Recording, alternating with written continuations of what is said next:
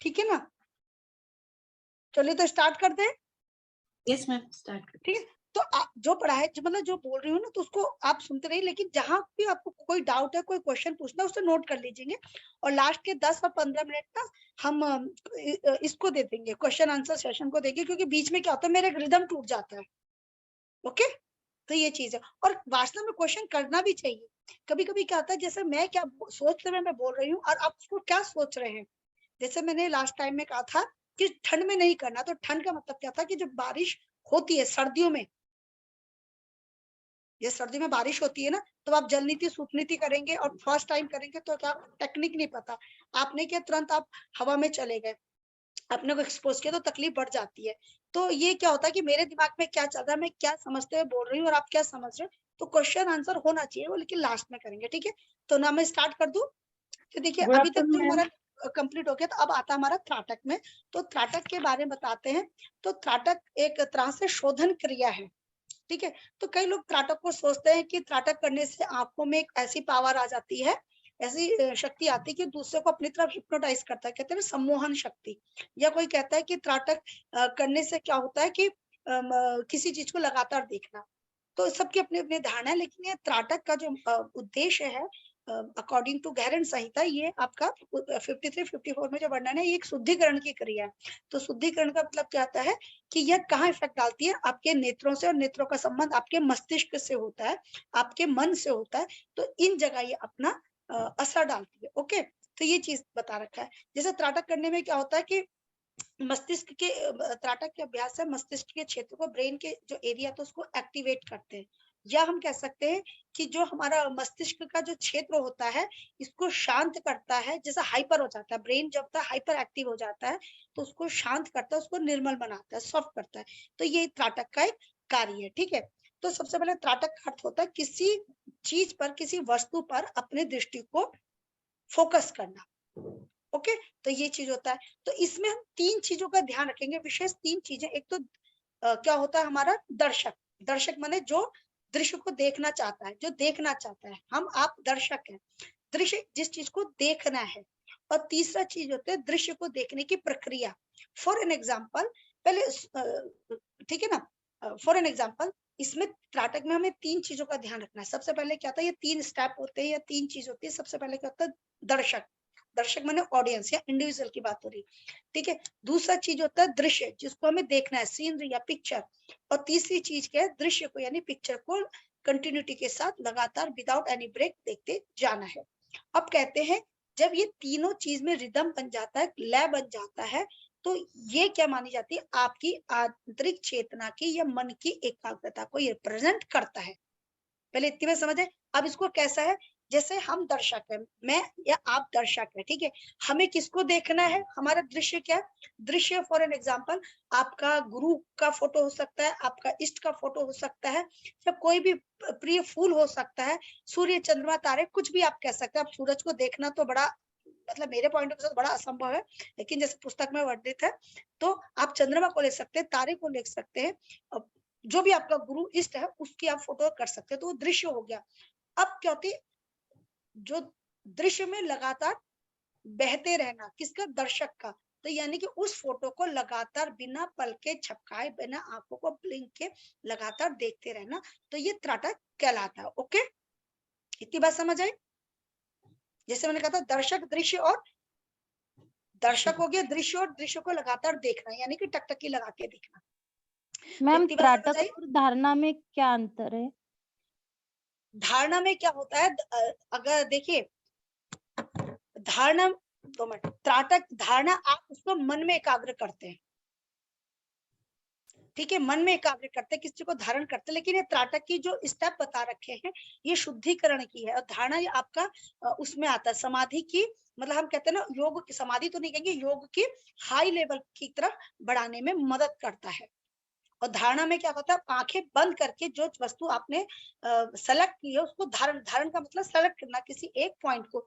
तो यहाँ भी जो त्राटक है, एक तरह से हम कह सकते हैं ध्यान की प्रैक्टिस है, अभ्यास है, लेकिन ध्यान नहीं है। तो यहाँ भी हम धारण कर रहे हैं, जैसे हम आगे बताऊंगी ना कि अभी जैसे मैंने कहा था कि हम जो भी क्वेश्चन करेंगे ना लास्ट में करेंगे, क्योंकि अभी हमारा स्टेप बाय स्टेप चलेगा तो फिर मेरा ब्रेक हो जाएगा। अभी मैं फिर कहूंगी जो भी क्वेश्चन होगा वो लास्ट में होगा। जो इसी में आपको पता चल जाएगा what is the difference between trataka and dharana, क्योंकि आगे त्राटक के पार्ट भी होंगे। ओके, तो त्राटक एक तरह से क्या शुद्धिकरण तो है, लेकिन शुद्धिकरण के द्वारा जो आपका मानसिक जो स्तर होता है, उसकी जो चेतना होती है, जो शक्ति होती है, जो पावर होती है, वो इंक्रीज होती है। किसके लिए? धारणा ध्यान समाधि के लिए। ओके, थैंक तो यू मैम। धारणा योग का अंग है। क्या है? ये भी योग का अंग है, लेकिन ये क्या है? षटकर्म है, ये आंतरिक शुद्धि के लिए है। आगे चलो। जी हाँ मैम, थैंक यू। ठीक है ना, तो ये चीज है। अब कहते हैं इसमें क्या होता है, जो इसका जो मेन ये है, ये तब तक करते रहना, इस त्राटक को तब तक करते रहना जब तक आपकी आंखों से आंसू ना आने लगे। ये तब तक करते रहना है। इसका एक लक्ष्य होता है कि जब तक आंखों से आंसू ना आने लगे तब तक इसको, ये आपके त्राटक की कहते हैं ना, एक वो कोड वर्ड होता है कि आपका त्राटक अच्छा ढंग से हो रहा है। स्थूल त्राटक कब होगा? जब आंखों से आंसू आने लगेंगे। तो ये इसको यानी किसी भी वस्तु को, विषय को लगातार बिना पलके झपकाए, बिना ब्लिंक किए लगातार देखते रहना। तो ये इन्होंने इसका बता रखा है कि अभ्यास का जो लक्ष्य, जो एम है, आंखों से आंसू का स्टार्टिंग में निकालते रहना है। क्योंकि ये भी दोष है, क्योंकि आंसू के निकलने से जब आप देखेंगे, जब पहला आंसू गिरता है उसको अगर टेस्ट करोगे तो बहुत खारा होता है, लेकिन जो बाद में आंसू निकलते रहेंगे इसी प्रक्रिया में, तो उसमें खारापन धीरे धीरे कम होने लगता है, आंखों में जलन भी कम कम होने लगती है बाद में अभ्यास के द्वारा। तो इतनी बात समझ आई? आगे चलो, हाथ खड़ा कर देना, ठीक है ना। बाकी मैं इसके सिस्टम को छेड़ूंगी नहीं, आप अपने आप सेट करके हाथे खड़ा कर देना, ठीक है। आप कहते हैं यहाँ तक समझ आए। आप कहते हैं त्राटक के प्रकार होते हैं 3 प्रकार, जैसे विद्या रानी जी ने पूछा 3 प्रकार के होता है। बहिरंग त्राटक, जिसे बहिर्त्राटक कहते हैं, अंतरंग त्राटक जिसको अंतर त्राटक कहते हैं, एक अधो त्राटक। अब आता है बहिरंग जो त्राटक होता है, ये इसमें आंखें खुली भी होती है, खोल कर किया जाता है। अंतरंग में आंखें बंद करके किया जाता है, अधो में आधी आंखें खुली आधी आंखें बंद। ओके, अब क्या होता है, जैसे हम कहते हैं बहिर जो त्राटक होता है, इसमें कोई भी, जैसा भी बताया था, कोई भी ऑब्जेक्ट लेना स्थूल रूप से उसको, जैसे अगर टेक्निक है, कमर गर्दन शुड बी स्ट्रेट आपकी, उसके कितना होना चाहिए, दूसरे इन्होंने बोला कितना होना चाहिए, कम से कम 2-2.5 मतलब इतना दूर होना चाहिए आपके उससे 1.5 या 2 फुट की दूरी पे होना चाहिए। और आपकी कमर शुड बी स्ट्रेट और आपकी दृष्टि के एकदम सामने होना चाहिए, यानी कि आप गर्दन ना तो नीचे झुकाए ना ऊपर झुकाए, क्योंकि ऊपर नीचे करने से जो आपकी रीढ़ की हड्डी में असर पड़ता है, प्रभावित होती है। तो कमर शुड बी स्ट्रेट और गर्दन के ठीक आंखों के, सॉरी गर्दन कह रही, आंख के ठीक सामने होना चाहिए।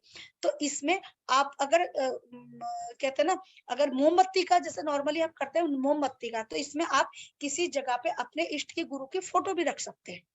ओके, तो उसके चेहरे की कोई पुष्प हो गया। अगर हम मोमबत्ती की बात करें तो मोमबत्ती जलती भी होनी चाहिए। तो सबसे पहले 1-2 गहरी लंबी श्वास प्रश्वास करके क्या करना है, आंखें बंद करते गहरी लंबी श्वास प्रश्वास करना। जब एकदम शरीर शांत, मन शांत हो जाए, यानी शरीर शांत का मतलब है कि यहाँ पे हलचल नहीं होनी चाहिए, बैक फुट बिस्तर, शरीर में हलचल नहीं होनी चाहिए, मन एकदम शांत होके, तो धीरे से आंखें खोलते हुए तो जलती हुई मोमबत्ती को लगातार टकटकी लगाते देखते रहना है, बिल्कुल शांत भाव से। हम देखते हैं तो शुरू शुरू में क्या होता है, जो मोमबत्ती का कैंडल का जो फ्लेम होता है हिलता हुआ दिखता है या दाएं बाएं दिखता है, और कभी हमें क्या होता है मोमबत्ती के जो पीछे की जो विजन होता है वो दिखाई देता है, और धीरे धीरे धीरे धीरे जैसे एकाग्रता बढ़ती है तो सिर्फ हमें मोमबत्ती का जो बीच वाला भाग होता है, जो लौ का जो बीच वाला भाग होता है वो दिखाई देने लगता है। क्यों दिखाई देने लगता है? क्योंकि हमने लगातार उस फ्लेम पे, उस ज्योति पे, उस रोशनी पे, उस लौ पे अपने नेत्रों को एकाग्र कर रखा है। यानी हमारे जो दृष्टि है, जो नेत्र है, वो दाएं बाएं कुछ नहीं देख रही, एक जगह हमने अपनी दृष्टि को फोकस कर दिया है। ठीक है, अब कहते जब लगातार रहने से क्या होता है, देखते रहने से क्या होता है, हमारी आंखों के जो अगल बगल में जो हमारी जो ग्लैंड होते हैं वो एक्टिवेट होने लगते हैं। एक्टिवेट कहेंगे या तो उनमें दबाव पड़ता है, धीरे धीरे क्या होता है आंखों में जलन होने लगती है। अब क्या होता है, मतलब धीरे से आंखों को बंद नहीं करना, हल्का सा आंखों को हल्का सा दबाना, हल्का सा, पलकें खुली भी रहनी चाहिए, हल्का सा। अगर आपको दिख रहा इस टाइप से हल्का सा करेंगे, आंखें खुली भी है, तो जैसे प्रेशर पड़ता है तो तुरंत आंसू आने लगते हैं, उसके बाद आंखें ढंग से खोल देनी है। ठीक है, अगर आप पहले आंसू को टेस्ट करोगे उसके बाद जो लास्ट में जो पानी धीरे धीरे कम होने लगता है उसको टेस्ट करेंगे तो उसमें खारेपन में आपको अंतर भी दिखाई देने लगेगा। जब आपको लगे कि आंसू आना धीरे धीरे धीरे धीरे कम हो गया और बंद हो गया, तो धीरे से क्या करना है, आंखों को बंद कर देना है। ओके, धीरे से आंखों को क्या करना है, बंद करना है, आंखों को एकदम शांत रखना है। तो ये बहिर्त्राटक है। इतनी बात समझ आई? तो इसको बहिर्त्राटक कहते हैं, यानी किसी वस्तु को, किसी विषय को में अपनी दृष्टि को एकाग्र करना, तो बहिर्त्राटक। यहाँ तक समझ आया जी? क्लियर? Yes, ma'am. अब मुझे आपको नहीं पता कि कैसे एडजस्ट करना है, कि आपका फोटो वगैरह आया तो आप अपना हाथ खड़ा कर देंगे तो हम आगे चलेंगे। जो क्वेश्चन जहां डाउट हो रहा है तुम नोट डाउन कर लेना और लास्ट में हम पूछेंगे। ओके, आप पूछेगा। इतनी बात समझ आए? तो ये बहिर्त्राटक है। अब होता है अंतःत्राटक। देखिए शुरू में क्या था, आपको बहिर्त्राटक की प्रैक्टिस करते रहनी है। अब शुरू में क्या होता है, 30-40 सेकंड से लेते हुए 2-3 मिनट तक, जितने समय आप बिना किसी प्रेशर के, यहाँ पे ज्यादा प्रेशर नहीं पड़ना चाहिए, आराम से कर सके। तो शुरू में तो जलन होगी आंखों के पास, क्योंकि बड़ी सॉफ्ट है यहाँ पे, और लैक्रिमल ग्लैंड भी जब एक्टिवेट हो गया तो आंसू क्या होता है, नमकीन होता है, खारा होता है, तो जलन करेगा, तो हल्का सा जलन आता है। हल्का सा आंखों को आधा खुला रखते हुए बंद करना है। तो जब प्रेशर पड़ेगा, एरिया ज्यादा, प्रेशर कम, एरिया कम, प्रेशर ज्यादा, तो आंसू बहने लगते हैं। जब आंसू बहने लगे तो फिर जब बंद हो जाए तो धीरे धीरे क्या करना है, या कम हो जाए तो बंद कर लेना है। ठीक है, तो ये 30-40 सेकंड से शुरू होता है 2-3 मिनट तक। तो लंबे रोज इसका अभ्यास करेंगे, प्रातःकाल और सायंकाल। ठीक है, प्रातःकाल या सायंकाल, बेवक्त में नहीं करना है कि दिन में कर रहे हैं। सबसे अच्छा होता है प्रातःकाल और सायंकाल। क्लियर? अगर आप देखेंगे धीरे धीरे जब आप इसकी रोज प्रैक्टिस करेंगे तो शायद इसका अभ्यास आप 5 मिनट, 10 मिनट, 15 मिनट, 20 मिनट तक भी कर सकते हैं। ओके, तो ये चीज उन्होंने बता रखा, मैं शुरू की बात बता रही हूँ। अब इसमें क्या होता है, जब आपकी दृष्टि एकाग्र होने लगती है धीरे धीरे, और आपको वो चीज जो आपने खुली दृष्टि से देखा है वो आपके मानस पटल पे, कहते हैं मन की आंख, मानस पटल पे छपने लग जाए, तो धीरे से जब आंखें बंद करते हैं तो जो आपने, और सबसे बड़ी बात इसमें एक चीज होती है कि जो एक आपने सेलेक्ट कर लिया पहले, जो प्रतीक, जो सिंबल आपने एक बार सिलेक्ट कर दिया, उसको बदलना नहीं है। चाहे आपने कैंडल को कर लिया, चाहे कुछ भी कर लिया, उस रोशनी को कर लिया, उसको बदलना नहीं है। फिर आप प्रैक्टिस करें कि जो आपने खुली आंखों से देखा है, तो वो शुरू में 1 दिन, 2 दिन, 3 दिन, शायद 1 महीने, 2 महीने, ये तो डिपेंड करता है प्रैक्टिस के ऊपर। फिर एक समय बाद क्या होता है, धीरे धीरे क्या होता है कि जो आप खुली आंख से जिस प्रतीक को आप देख रहे थे वो आपके मानस पटल पे धीरे धीरे छपने लग जाती है। जब आप उस चीज को स्थूल मतलब बहिर्त्राटक करते करते जो आप देखते हो, जहाँ आपने दृष्टि को एकाग्र किया है, तब जब आंखें बंद करते हो तो आप वही चीज उसके बाद आपके मानस पटल पे छपनी चाहिए, आनी चाहिए। तो ये होता है अंतःत्राटक। इतनी बात समझ आई? क्लियर? तो शुरू में मैंने कहा कि शुरू के अभ्यास में जब आंखें बंद कर लेते तो वो चीज दिखाई नहीं देती, जब आंसू आने बंद हो जाते, अगर आंखें बंद करो तो वो चीज दिखाई नहीं देती। लेकिन लंबे समय के अभ्यास के बाद क्या होता है कि जब आप आंखें बंद करते हो तो इसमें दो चीजें, तब तक आंखें ना खोले जब तक आपकी आंखें मतलब जो जलन थी, जो दबाव था, जो तनाव था, वो शांत ना हो जाए। और दूसरा क्या है कि तब तक आंखें ना खोले कि जब तक जो चीज आप खुली आंखों से देख रहे थे, जहां खुली आंखों में दृष्टि एक जगह एकाग्र थी, जब तक उसका जो पटल है, उसकी जो छाया है, जो इंप्रेशन है, आपके मानस पटल पे क्लियर दिखते दिखते होते होते धीरे धीरे धूमिल ना होने पड़े, तब तक धीरे धीरे अपनी आंखें ना खोले। जब आपको लगे कि वो चीज धूमिल होने लगी है तो आप धीरे धीरे अपनी आंखें खोल ले। लेकिन अंतःत्राटक में क्या होता है कि जो चीज आपने खुली आंखों से देखा है उसको बंद आंखों से देखना है। आंखें बंद कर लिया क्योंकि वो चित्त में, मन में वो चित्र उसका छप चुका है। जो वो मन में छप चुका होता है तो उसको आंखें बंद करके आप अपने आज्ञा चक्र में, मानस पटल में उस फोटो को, उस प्रिंट को, उस प्रतीक को देखते रहे लगातार। तो इसको ही हम क्या कहते हैं, अंतःत्राटक। क्लियर?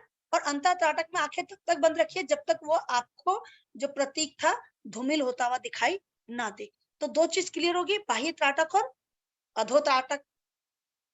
अब कहते हैं एक होता है आपका सॉरी बाह्य त्राटक और अंतःत्राटक, एक होता है अधोत्राटक। अधोत्राटक को कहते हैं जिसमें आधी आंखें खुली होती है, आधी आंखें बंद। तो ये नासिकाग्र दृष्टि भी हो सकती है, संभावित मुद्रा भी हो सकती है, या तो अपनी आंखों को कहाँ एकाग्र करेंगे, अपनी दृष्टि को नासिका के अग्रभाग में, या आपकी शांभवी मुद्रा यानी कि आपको आगे जहां हम बिंदी लगाते हैं तो वहां एकाग्र करेंगे, तो उसको कहते हैं अधो त्राटक, यानी आधी आंखें खुली आधी आंखें बंद। तो ये इसमें नासिका दृष्टि भी हो सकती है और इसमें शांभवी मुद्रा भी हो सकती है।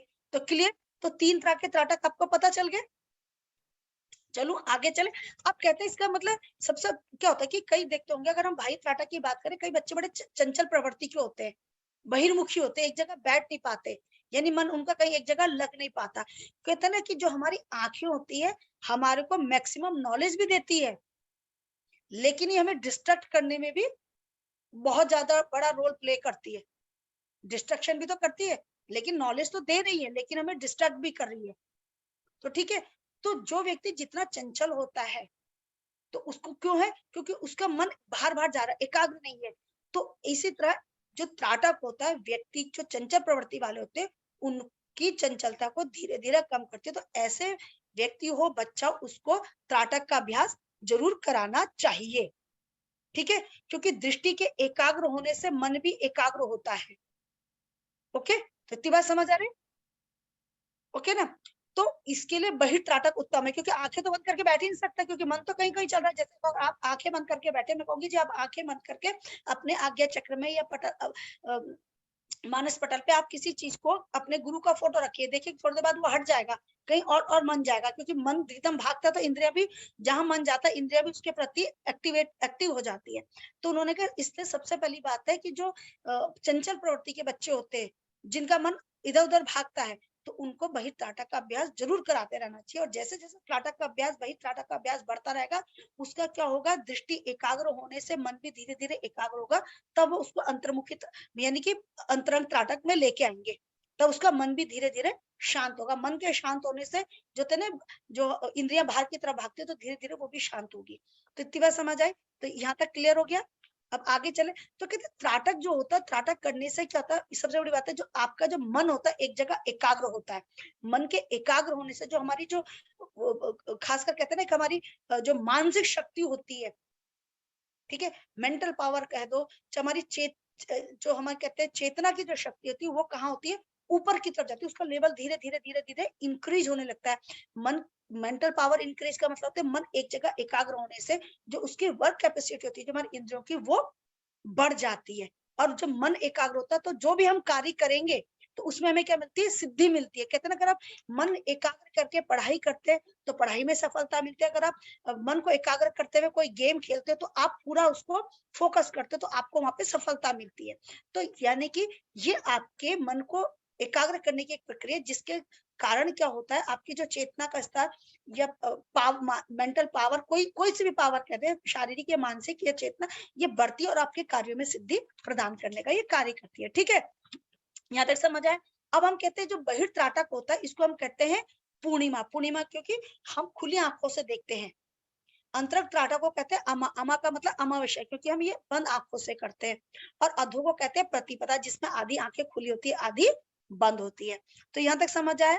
अब कहते हैं कि सबसे पहले जब हम त्राटक का अभ्यास करें, पहले तो स्थूल करें, यानी कि बहिर्त्राटक का अभ्यास करें। जब बहिर्त्राटक का अभ्यास सिद्ध हो जाए, यानी दृष्टि एक जगह एकाग्र होना आराम से होने लग जाए और लंबे समय तक होती रहे, तो धीरे धीरे धीरे क्या करें, जो हमने स्थूल त्राटक में जिस प्रतीक को जो कोई भी विषय चुना है, वो अंतर त्राटक में अपने मानस पटल पर अंकित करें। और जब ये सिद्ध हो जाए, तब क्या कहते हैं, तब आप क्या है, आप पता चला ध्यान समाधि की तरफ जा सकते हैं विद्या रानी जी, क्योंकि बहिर्त्राटक के सिद्ध होने पर ही आपको अंतर त्राटक सिद्ध होगा। यानी मन जो आपने खुली आंखों से जिस वस्तु को देखा है, वो आपके मानस पटल में इतना, आपके मन में इतना उसका जो चित्र छप जाएगा कि आंखें बंद करोगे तो तुरंत उसका जो प्रिंट होगा वो आपके मानस पटल पे आ जाएगा। और उसको लंबे समय तक देखते रहना। तो ध्यान क्या है, ध्यान भी तो ये है कि किसी विषय में चित्त का ठहरे रहना। ओके, तो एक तरह से त्राटक क्या है, ध्यान का अभ्यास है। ध्यान अभ्यास नहीं है, ध्यान क्रिया है, लेकिन जो त्राटक है ध्यान में जाने का एक अभ्यास है। तो अब समझ आया, धारणा की तरह यहाँ भी सेलेक्ट करना पड़ता है, लेकिन इसमें धारणा में आप आंखें बंद करते करते, लेकिन इसमें स्थूल त्राटक में करना है, मतलब स्थूल यानी बाह्य जगत को करना है। जब वो सिद्ध हो जाए तो अंतर त्राटक में करना है। क्लियर, लेकिन फिर मैं कहूंगी जो एक आपने सब्जेक्ट चुन लिया, एक विषय चुन लिया, एक प्रतीक चुन लिया, एक चिन्ह चुन लिया, उसके बाद उसको चेंज नहीं करना। क्योंकि कहते हैं ना, अगर आपके दिमाग में एक चीज आई, उसको दूसरी चीज को सेट करने में समय लगता है। फॉर एन एग्जाम्पल, कोई कपड़ा आपको बहुत पसंद आ गया, अचानक आप शॉप में गए, पसंद आ गया कुछ भी चीज, लेकिन वो पता चला कि वो लास्ट पीस था, वो किसी और ने ले लिया, तो आपको दूसरे पीस को सिलेक्ट करने में, माइंड को एडजस्ट करने में बहुत टाइम लगेगा कि नहीं लगेगा? तो मैं इसको आपके एग्जांपल से सेट कर रही हूँ। इसी तरह से जो चीज एक बार हमने सेलेक्ट कर ली, बड़े सोच समझ के एक चीज को सेलेक्ट करिए, उसी में अपने त्राटक का अभ्यास करिए। क्लियर? चेंज नहीं करना है, क्योंकि उसको क्या होता है, जब बाह्य त्राटक सिद्ध होने लगता है तो अंतर त्राटक में सिद्ध करने में आपको बड़ी दिक्कत करेगी। इवन बाह्य त्राटक में भी उसको टकटकी लगाने में, एकाग्र करने में, दृष्टि को एकाग्र करने में आपको तकलीफ होगी, परेशानी होगी। तो इतनी बात समझ आई। और मैंने टेक्निक भी बता दी कि कैसे करना है बाह्य त्राटक को, अंतर त्राटक को कब तक करना और कैसे करना है। ठीक है, तो ये चीज है। अब कहते हैं कि इसको करने के बाद सबसे पहले होता है कि जो भी हम बाह्य त्राटक करें, या अगर हम उसका करें, कैंडल का करें, जब आंखें से पानी आना बंद हो जाए, आंसू आना बंद हो जाए, तो रिलैक्स हो जाए, तो उसके बाद सादे पानी से अपनी आंखों को, आंखें बंद करते छपछपाना है। फिर धीरे से, कहते हैं ना, नेत्र को, मतलब अगर गर्मियां है तो नेत्र में थोड़ा सा कॉटन का कपड़ा करके गीला करके उसको आंखें के ऊपर रखिए। नहीं तो कई लोग क्या होता है, एक आई कैप टाइप का होता है जिसमें पानी भर के आंखों को उसमें एकदम अटका दिया जाता है, ऐसे आई बॉल में, और पूरा उसको ढंग से घुमाया जाता है, ताकि आंखों की जो गर्माहट होती है एकदम से रिलैक्स हो जाए। तो इतनी बात समझिए। आप कहते हैं इसके लाभ क्या होते हैं, इन्होंने कहा इसके जो लाभ, अच्छा हाँ, सबसे पहली बात है कितना मतलब ये क्या कर सकते हैं, मतलब कितने समय पे कर सकते हैं, इसके जो ड्यूरेशन क्या है। कहते हैं जो शुरू में किसका अभ्यास अगर शारीरिक हो, यानी दृष्टि दोष को दूर करने के लिए, या शारीरिक हो, शारीरिक में जैसे दृष्टि दोष के लिए कहते हैं 5 मिनट से ज्यादा नहीं करना चाहिए। या अगर, क्योंकि यहाँ पे योग हर व्यक्ति के लिए अलग अलग होता है, तो ये व्यक्ति विशेष पे डिपेंड करता है और गुरु पे डिपेंड करता है जो कराने वाला होता है। ठीक है ना? तो मेरे हिसाब से जो पुस्तक में वर्णित है कि आंखों के दोष को दूर करने के लिए, दृष्टि दोष दूर करने के लिए 5 मिनट से ज्यादा का अभ्यास नहीं करना चाहिए। 5 मिनट पर्याप्त है इसके लिए। ठीक है ना? और फिर कहा है कि इसका जो अभ्यास है प्रातः काल और सायकाल ही करना चाहिए। ओके, अब कहते हैं इसके जो लाभ क्या है। नॉर्मली मैं इसके जो लाभ बताती हूँ, इन्होंने कहा इसके लाभ देखो, शारीरिक भी है, दिव्य लाभ भी है, दिव्य दृष्टि के लाभ भी कर सकते हो, सांभवी सिद्धि की प्राप्ति भी होती है। तो शारीरिक अगर हम लाभ की बात करें, तो ये क्या करता है, नेत्र दोषों को दूर करता है। कहते हैं ना, इसमें जो किनकी जो आंखों में कमजोर होती है, दृष्टि दोष होता है, अगर वो ये करते रहे तो उसकी दृष्टि दोष धीरे धीरे दूर होने लगती है, यानी कि आंखों की पावर बढ़ने लगती है। ठीक है, ये चीज बताया। दूसरा उन्होंने क्या, कौन सा शारीरिक दोष दूर होता है, शारीरिक में यानी मानसिक में, जो व्यक्ति, मैंने कहा ना, चित्त चंचल प्रवृत्ति वाले होते हैं। चंचल प्रवृत्ति क्या होता है कि विषय जो जो ये जो सीनरी होती है, जो दृश्य होता है, व्यक्ति को प्रभावित करता है, तो उसका जो चित्त, जो मन होता है, वो भी बेचैन होने लगता है, और मन के बेचैन होने से इंद्रियां भी बेचैन होती है, बाह्य विषयों की तरफ भागती है। तो जब हम त्राटक करते हैं, बाह्य त्राटक की बात करूंगी, तो ये क्या करता है कि दृष्टि को स्थिर होने से क्या होता है, एकाग्रता बढ़ती है, मन की एकाग्रता बढ़ती है, और मन की एकाग्रता बढ़ने से क्या होता है, इंद्रियां भी शांत होती है। तो इसलिए कहते हैं ये जो चंचल प्रवृत्ति वाले व्यक्ति को धीरे धीरे शांत, यानी कि क्या करते हैं, एकाग्रता, कंसंट्रेशन पावर की तरफ बढ़ाती है, यानी कि चंचलता का नाश करती है। तो इतनी बात समझ आई। दूसरा उन्होंने कहा कि जब हम त्राटक का अभ्यास करते हैं, तो जो हमारे मस्तिष्क में जो होता है ना, हाइपर एक्टिविटी हो जाती है, कभी कभी हमारा मस्तिष्क एकदम हाइपर हो जाता है, तो वहां इफेक्ट करती है, मस्तिष्क में इफेक्ट करती है, और जो एक्सेस, जो हाइपर जो होता है, उसको शांत करती है। मन एक ऐसी स्थिति है, मन के शांत होने से हर स्थितियां, जो विपरीत परिस्थितियां थी, वो भी क्या हो जाती है, शांत हो जाती है। यानी कि एक हमारे त्राटक करने से मन शांत होता है, मन के शांत होने से क्या होता है कि जो भी प्रतिकूल परिस्थितियां होती है, जो भी प्रतिकूल, जो हर्डल टाइम होता है, कहते हैं लाइफ में हर्डल आ गया, परेशानी होगी, तो वो भी क्या होने लगती है, हमें उसमें ठहराव सा दिखने लगता है। क्योंकि हर चीज हमें कब इफेक्ट करती है, जब हमारा मन उस विषय की तरफ, उस चीज को उस चीज के प्रति अटैक करता है, अटैच्ड होता है। तो ठीक है, तो इन्होंने ये चीज कहा।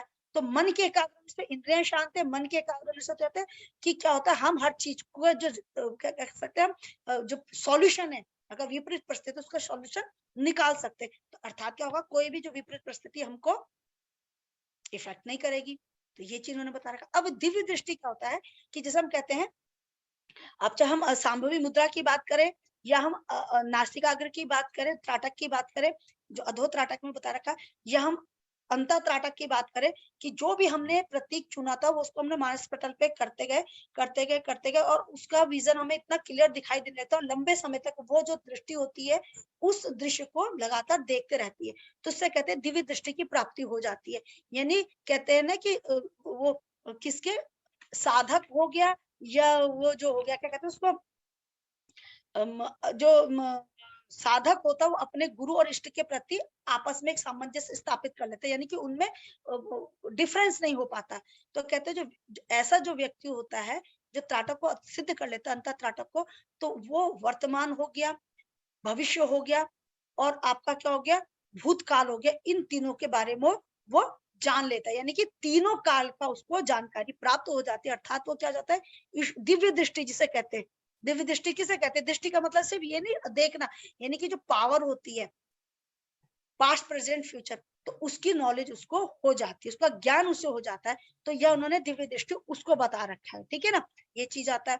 अब कहते हैं कि सांभविक जो जो हमने क्या है ना कि अधोत्राटक से हमने सांभवी मुद्रा का या नासिका दृष्टि को प्राप्त किया, तो कहते हैं इसमें सांभविक जो इसको सिद्ध कर लेता है, इससे जो हमारे इन्होंने क्या बताया था, शांभवी सिद्धि की प्राप्ति होती है। शांभवी सिद्धि जो होती है, शांभवी मुद्रा जैसे बताया है, तो यानी आज्ञा चक्र में देखना टक लगातार बिना ब्लिंक के, त्राटक का ही एक अधोभाग्य में आता है, ठीक है ना, दो त्राटक का एक पार्ट है।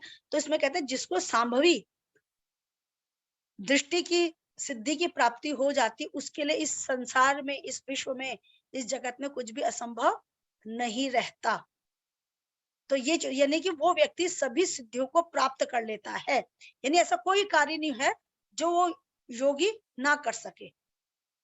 तो ये इन्होंने सांभवी सिद्धि की प्राप्ति इन्होंने बता रखी है। तो बिल्कुल वैसा था। अगर मैं जनरल इसके लाभ बताऊं तो जनरल लाभ में इन्होंने क्या बता रखा है, त्राटक नेत्र दोष को दूर करता है। त्राटक के द्वारा जो आंखों में जो जमा हुआ मल होता है वो बाहर आ जाता है आंसू के द्वारा, ठीक है। दृष्टि दोष जो होते हैं, चाहे पास की हो चाहे दूर होती है, वो दोष को दूर करने में ये प्राप्त लाभकारी होता है, ठीक है ना। त्राटक के अभ्यास से जो आध्यात्मिक जो होती है वो लाभ होता है, जैसे मैंने अभी बताया। 2 सेकंड, 2 सेकंड, ठीक है, ये चीज होता है। अब ये चीज उतरेगा। अब कहते हैं कि त्राटक के अभ्यास से सिद्धियों की प्राप्ति होती है, जिसमें दिव्य दृष्टि जो बताई थी, ठीक है ना, ये चीज उतरेगा। अब कहते हैं कि चित्त के जो मन के तनाव को और चंचलता को दूर करने के लिए फायदेमंद होता है। ये आपकी जो मेंटल पावर होती है, मेमोरी होती है, उसको बढ़ाने के लिए कार्य करता है। क्योंकि जब आपका मन एक जगह एकाग्र हो जाता है, दृष्टि एकाग्र कब हो रही है, जब मन एकाग्र होता है, तो इससे क्या होती है, आपकी जो मेमोरी पावर होती है वो बढ़ जाती है, आपकी जो सोचने समझने की क्षमता होती है वो बढ़ जाती है। तो ये त्राटक के लाभ है। जैसे मैंने पहले बताया ना कि दृष्टि कब एकाग्र हो रही है, जब आपका मन एकाग्र हो रहा है, तो ठीक है, इस तरह का आपकी जो जो वो पावर होती है, मेमोरी पावर होती है, ठीक है, आपकी जो इमेज कल्पना शक्ति थी बढ़ जाती है, ये चीज बता रखा। और जो जितनी भी मानसिक जो उत्तेजना होती है उसको शांत करने में लिए विशेषकर प्रभावकारी होता है आपका त्राटक। ओके, तो ये चीज इन्होंने बता रखा है। मन को शांत करता है, क्योंकि मन के एकाग्र होने से तो दृष्टि चाहे बाह्य का है चाहे आंतरिक है, तभी एक जगह जो आपको विजन है, जो दृश्य वो आपको दिखाई देता है। अब कहते हैं सावधानियां, देखो हम लाभ एंड सावधानी के बारे में बताते, हानि नहीं कही होते। कहते हैं त्राटक को किसको बड़े नहीं करना चाहिए, जिनको माइग्रेन का जब अटैक होता है तो उनको नहीं करना चाहिए।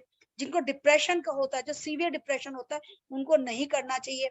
अगर कोई हाई पावर का चश्मा लगा हो तो सोच समझ के करना चाहिए। अब इसमें भी डिपेंड करता है पर्सन टू पर्सन, उनको ऐसा नहीं करना चाहिए। अगर किसी का ऑपरेशन हो रखा आंखों का तो उन्हें नहीं करना चाहिए, ठीक है ना, ये चीज है। और अगर कब नहीं करना चाहिए, जब व्यक्ति कार्य करते हुए थक जाता है, ठीक है ना, तो उस समय नहीं करना चाहिए। और जब से नींद आ रही है, कार्य करते करते जब व्यक्ति थक जाता है और उसे नींद आ रही है, तब नहीं करना चाहिए, क्योंकि त्राटक के अभ्यास से क्या होता है, नींद नहीं आती, तो उसे नहीं करना चाहिए। तो उसको आराम से सोना चाहिए, ऐसे व्यक्ति को प्रातः काल उठ के तब करना चाहिए, नींद होने के पूरी होने के बाद। तो यहाँ तक समझ आया, क्लियर। आगे बढ़ू, कपालभाति।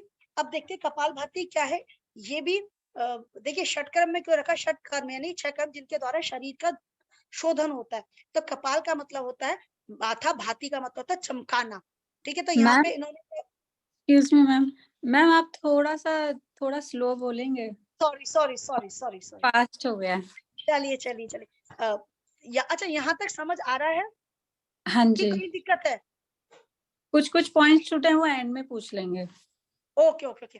देखिए कपालभाति हमारी षटक्रम में अंतिम वो है, क्रिया है, ठीक है ना। अब ये भी कपाल का जो अर्थ अगर हम बात करें, कपाल का अर्थ होता है मस्तिष्क, भाति का मतलब होता है चमकाना, अर्थात हमारे को क्या करना है, कपाल यानी माथे को चमकाना, ठीक है। कपालभाति की क्रिया में क्या करते हैं, मस्तिष्क में जो जमी हुई जो गंदगी होती है, अशुद्धि होती है, जो कफ दोष होते हैं, उसको दूर करते हैं, ठीक है ना। अब कहते हैं कि कपालभाति 2 सेकंड है, 2 सेकंड।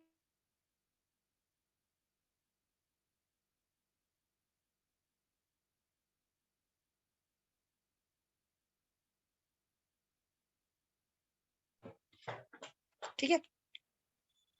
अब देखिए नॉर्मली अगर मैं बताऊं, जो हम श्वास प्रश्वास करते हैं ना, तो हम देखते हैं पूरा फोकस क्या करते हैं, श्वास लेने में करते हैं, पूरक करते हुए यानी इनहेल करते हुए करते हैं। रेचक तो स्वतः ही हो जाता है। अगर आप इस समय भी करेंगे तो आप देखेंगे आप इनहेल करते समय प्रेशर दे रहे हैं, लेकिन एक्सेल करते हुए प्रेशर नहीं दे रहे। लेकिन कपालभाति में क्या कहता है, हम जो सारा प्रेशर किस में देते हैं, जोर का लगाते हैं, रेचक करते हुए करते हैं। नॉर्मली अगर आप देखेंगे तो श्वास लेते हुए हम प्रेशर लेते हैं, प्रेशर का मतलब थोड़ा सजग हो जाते हैं, और श्वास छोड़ते हुए हमें कोई भी एफर्ट नहीं डालना पड़ता। लेकिन कपालभाति में क्या पता, हम सारा एफर्ट किस में डालते हैं, रेचक करते हैं, यानी कि एक्सेल करते हैं। इतना इतना सॉरी मुझे बोल दिया करो, क्योंकि मेरी स्पीड थोड़ा जल्दी हो जाती है। ओके, इतनी बात समझ आया, क्लियर। अब ये चीज कहते हैं कि जो हमारा जैसा भी मैंने बताया, कपाल का मतलब होता है मस्तिष्क, और भाति का मतलब होता है चमकाना, यानी मस्तिष्क को चमकाना। कैसे चमकाना, जो मस्तिष्क में जमी हुई जो अशुद्धियां होती है उसको बाहर निकाल के उसको शुद्ध करना है, ठीक है। अब चीजों ने बता रखा है। ओके, अब कहते हैं कि जैसे इसको दूसरे शब्द में भाल भाती भी कहते हैं। भाल का मतलब होता है ललाट, और भाती का मतलब होता है धौकनी। जैसे अगर आप कुम्हार को देखेंगे, उसके पास एक ऐसी धौकनी होती है जिसके द्वारा वो अपनी भट्टी में आग को बढ़ाता है, ठीक है ना। तो यहाँ पे हम क्या करते हैं, अपने इस प्रक्रिया के द्वारा अपने शरीर में गर्मी उत्पन्न करते हैं, ठीक है। ये चीज पता चल गया। अब इन्होंने इसके कपालभाति के 3 प्रकार होते हैं, वातक्रम कपालभाति, व्युत्क्रम कपालभाति और शीतक्रम कपालभाति। वातक्रम कपालभाति सीधे पॉइंट में होंगी। तो इन्होंने क्या बता रखा है, ये आपके 56 और 57 जो आपका सूत्र है उसमें है ये।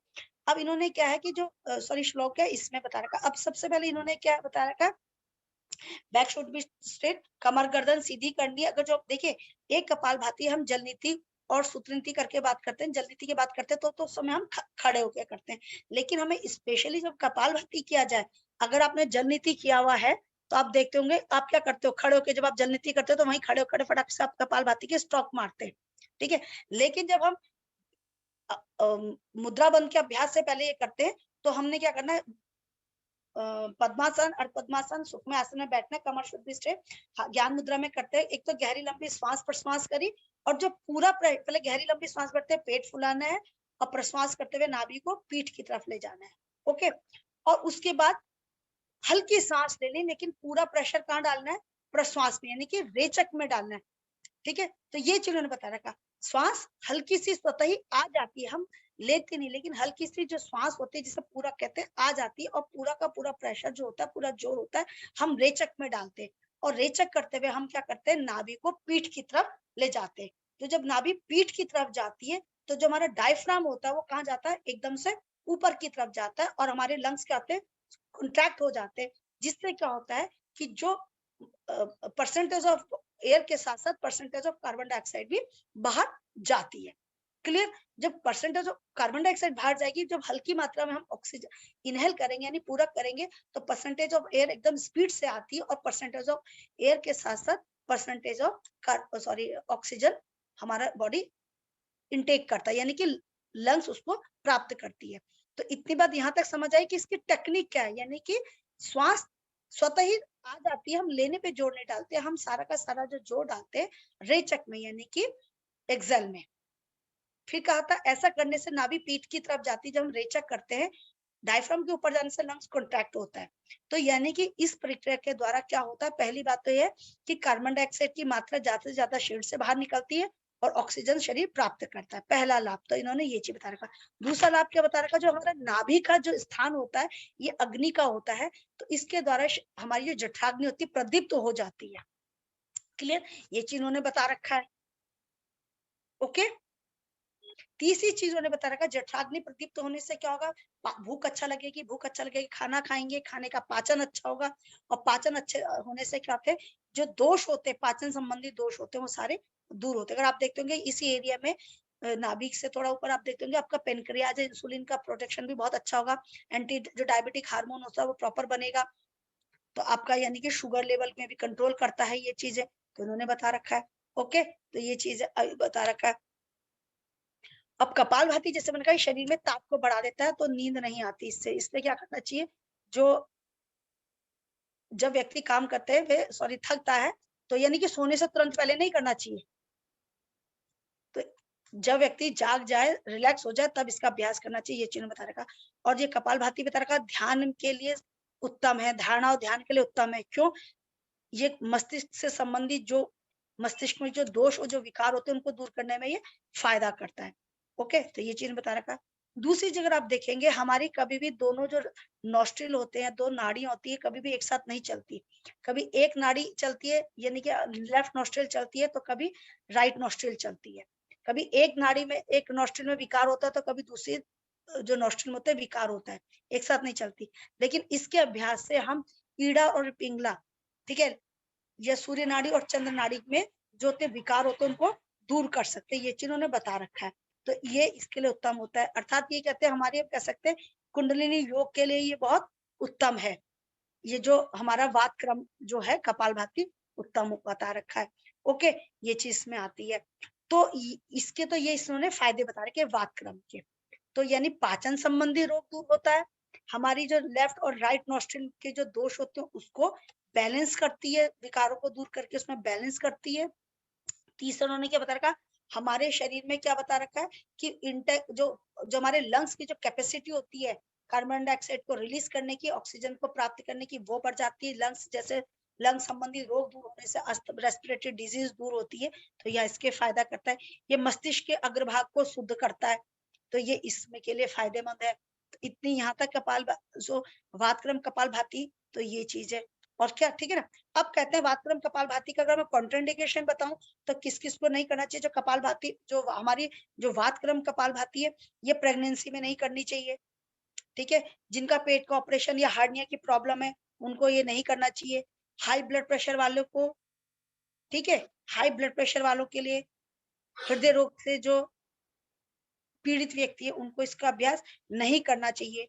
और जिनको इसका अभ्यास को करते हुए शरीर में ताप की वृद्धि महसूस होती है, ताप बढ़ने से चक्कर आते हैं, बेहोशी सी आती है, तो उसको इसका अभ्यास नहीं करना चाहिए। ओके, यहाँ तक समझ आया। तो यानी मैंने कहा ना गर्माहट को बढ़ाती है, ताप बढ़ाती है, जैसे मैंने पहले बोल दिया था धौकनी की तरह। तो इसलिए दूसरा अगर हम लाभ की बात बताए, जैसे मैंने पहले बताया ये लंग्स के लिए फायदेमंद है, कुंडलिनी योग के लिए फायदेमंद है, लेफ्ट राइट नोस्ट्रिल के दोषों को दूर करने के लिए फायदेमंद है, कंसंट्रेशन मतलब मस्तिष्क संबंधी दोषों को दूर करने के लिए फायदेमंद है, वात और कफ संबंधी रोगों को दूर करने के लिए फायदेमंद है, ठीक है। अब आता है व्युत क्रम। व्युत का मतलब होता है उल्टा, क्रम माने क्रिया, उल्टी क्रिया। इसमें क्या होता है, यहाँ तक समझ आया, आगे चलो।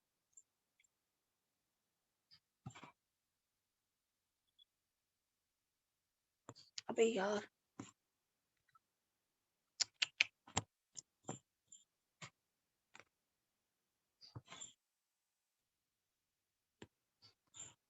हेलो, आगे चलो। मैम आपका कैमरा बंद हो गया। अरे यार वही हो गया, वही ये सिस्टम ही नहीं। हाँ, मैं डर गई थी, मैंने कहा भाई पता नहीं क्या होगा। ठीक है, यहाँ तक अब आगे चलो। इसमें क्या देखो, भूत क्रम से पहले मैं शीत क्रम बता देती हूँ, वो बहुत इजी है, क्योंकि प्रैक्टिकल कराना तो बहुत इजी लगता है ऐसा, ठीक है ना। इसमें देखो शीत का मतलब होता है ठंडा, ठीक है। इसमें क्या होता है, इसमें पानी की जरूरत पड़ती है। पानी भी कैसा, जैसे षटक्रम में यूज होता है, गर्म पानी नमक वाला छना हुआ होना चाहिए। ओके, अब इसमें क्या किया जाता है कि पानी को जैसे एकदम मुंह पे डाला, भरा। अब इसमें 3-4 चीजें एक साथ की जाती है, इसकी प्रैक्टिस होती है। सबसे पहले गाल को अंदर की तरफ किया जाता है और जीभ को पीछे की तरफ लाया जाता है। गाल को अंदर की तरफ किया जाता है, जीभ को ऊपर तालू से लगा के पीछे की तरफ लाया जाता है। जब गाल अंदर होते हैं, जीभ पीछे होते हैं, तो पानी कहाँ जाता है? गले के पास आता है, ठीक है ना। अब जैसे हमने मुंह में पानी भरा, मुंह से सांस लेते हैं, पानी के ऊपर हवा आ जाती है, तुरंत गाल को अंदर करते हुए, जीभ को पीछे करते हुए हमने जलंधर बंद लगाना है और तुरंत हमने नासिका से पानी बाहर निकालना है, यानी रेचक करना है। जब हम रेचक करेंगे नासिका से, क्योंकि पानी के ऊपर क्या हवा, तो हवा के साथ साथ धीरे धीरे नासिका से भी पानी बाहर आने लगता है।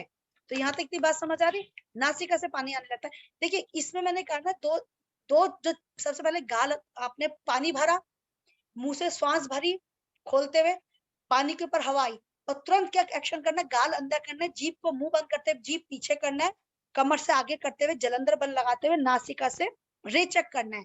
क्योंकि जैसे नाक से हवा बाहर निकलेगी, क्योंकि पानी के ऊपर हवा था, मुंह खोलते हुए लिया था ना, तो जैसे ही हवा बाहर आएगी नासिका से, तो पानी भी धीरे धीरे बाहर आने लगता है। तो शुरू में नहीं आता, लेकिन क्योंकि शुरू में रिदम बिठाने में परेशानी होती है, लेकिन लगातार अभ्यास से एक दो बार में धीरे धीरे पानी पहले बूंद बूंद करके बाहर आता है, फिर धीरे धीरे फ्लो में बाहर आने लगता है। तो ये चीज उन्होंने बता रखा है। तो ये कम से कम हफ्ते में 2 बार करना चाहिए, और एक बार में लगातार 3-4 बार करते रहना चाहिए। ओके, तो ये चीज उन्होंने बता रखा है। अब कहते हैं इसको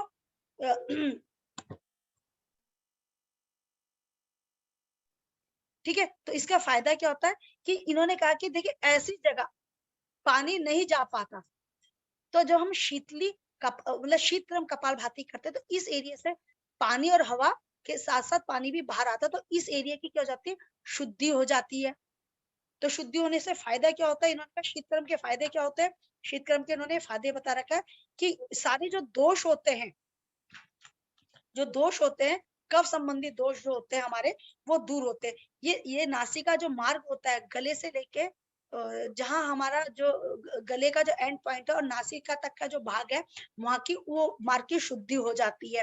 ठीक है, अब जब हम ये करते हैं तो धीरे धीरे क्या होता है कि वो चीजें, इसका जो प्रभाव होता है आपके आज्ञा चक्र में पड़ता है, और हमारे इन्होंने क्या बोल रखा है, सॉरी मैं बोल रही, नासिका मार्ग की तो शुद्धि होने के साथ साथ जो हमारे रेस्पिरेटरी जो सिस्टम होते हैं, वहां की शुद्धि करता है, यानी कफ दोषों को दूर करता है। और इन्होंने क्या बता रखा कि जब व्यक्ति इस क्रिया को करता है, जब यहाँ के जो आपके जो दोष दूर होते हैं, तो चेहरे में कहते हैं कि वृद्धावस्था देर से आते हैं। वृद्धावस्था देर से आती कैसे? मतलब जो वृद्धावस्था में जो स्किन में झुर्रियां पड़ जाती है एंड स्किन लूज हो जाती है, वो तकलीफ नहीं आती, वो सिम्टम नहीं दिखाई देते। और इन्होंने कहा कि मानसिक रोग जो होते हैं वो इससे दूर होने लगते हैं। तो इन्होंने इस चीज को बता रखा। तो कहते हैं कि इस क्रिया को जो व्यक्ति करता है, वो व्यक्ति कामदेव के समान मतलब सुंदर, कामदेव को व्यक्तियों में सुंदर माना गया। कहते इस एरिया की जब सफाई होने लगती है, तो चेहरे में चमक आने लगती है। तो इस इन्होंने इसको बता रखा है। सबसे पहले, लेकिन इसमें सावधानी क्या है? देखिए, बताने को तो मैंने बहुत इजी वे में बता दी, लेकिन जब भी आप करेंगे फर्स्ट टाइम, तो अंडर ऑब्जर्वेशन ही करेंगे, सिर्फ सुन के ही नहीं करेंगे, अंडर ऑब्जर्वेशन करेंगे। ठीक है, ये चीज बता रखी। और जो भी आप पानी इस्तेमाल करते हैं, गर्म पानी, नमक पानी, तो छना होना चाहिए, साफ होना चाहिए। यानी कि पानी डाल रखा है, नमक डाल रखा है, उसमें कुछ भी मतलब कहीं से हवाई कुछ डस्ट उसमें जा रखी है, तो साफ पानी होना चाहिए। और दूसरी सावधानी क्या है कि दृष्टि दोष नहीं होने चाहिए, क्योंकि जब हम मुख में पानी भर के नासिका से निकालते हैं, तो हमारी जो तो लैक्रिमल ग्लैंड भी यहाँ पास होते हैं। तो अगर हम नमक होता है और गर्माहट होती है, अगर हमारे आंखों में कोई सर्जरी वगैरह हो रखी है, तो क्या होती है? तकलीफ बढ़ जाती है। तो ऐसे में नहीं करना चाहिए शुरू में। ओके, जब दृष्टि मतलब कोई शल्य चिकित्सा हो रखी है सर्जरी के नेत्रों की, तो जब तक वो सही नहीं हो जाती तब तक नहीं करना है। अब आता है व्युत्क्रम। व्युत्क्रम में क्या होता है? जैसे हम नाक से सांस लेते हैं मुंह, तो वैसे ही हमें क्या करना है? सेम पानी वही है, गुनगुना नमकीन पानी, छना होना चाहिए।